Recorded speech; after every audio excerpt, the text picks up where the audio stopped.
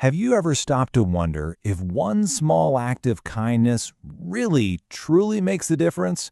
Well, we're going to dive into a pretty powerful story that shows how a single, simple gesture can ripple out, creating these huge waves of positive change that can literally transform lives for years and years to come. At the core of this whole thing is a really simple but profound truth. It's inspired by a hadith, and it goes, generosity is tied to the heart, not to wealth. It's not about how much money you have in the bank, right? It's about how much you're willing to give of yourself. So just keep that idea tucked away in your mind as we go through this. Okay, so that's the big idea. But what does it actually look like in the real world? Let's take a look at this amazing program in Pakistan called Talim Mumkin. It means education made possible, and it completely flips the script on what it means to give. For the last 5 years, this program has been a total lifeline for hundreds of students. And we're talking about these incredibly bright, ambitious young people from really humble backgrounds. Kids who have all the potential in the world, but just need that one little push, that one little nudge to get started. And this right here is what makes Talim Mumkin so different. See, a typical scholarship, they just cut a check, and that's kind of it. But this program, it offers so much more.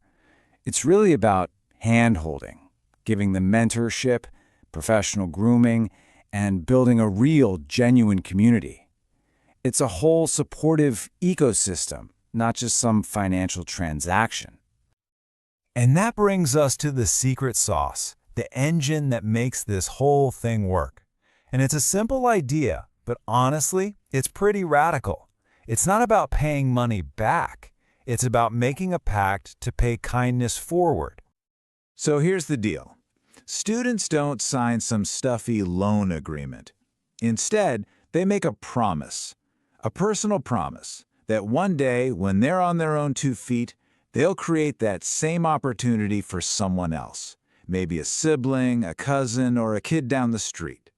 And with that simple promise, a one-time gift turns into this self-perpetuating cycle of generosity. And if you want to see this cycle in action, there is one story that just, wow, it perfectly captures it. When the program was looking for its first big donor, you'd probably think some wealthy philanthropist stepped up to the plate, right? Well, the real story is so much more powerful than that. Get this, the donor was one of the program's own. His name is Abdul Salam, and when he was a student, he had received that exact same kind of support. He knew exactly what it felt like to struggle, to lie awake worrying about how to pay for his university hostel. His journey from being a recipient to a benefactor, it's the living, breathing proof of this whole model. 750. That's how many people Abdul Salam's software company employs today. Just think about that. He went from being a student who needed a helping hand to creating jobs and opportunities for hundreds of other people. The small act of kindness he received didn't just change his life, it became an engine for good. That is the ripple effect we're talking about. But a story like that reveals something even deeper. This whole pay-it-forward mindset, it isn't really about money at all. It's about a kind of generosity that goes way beyond whatever's in your wallet.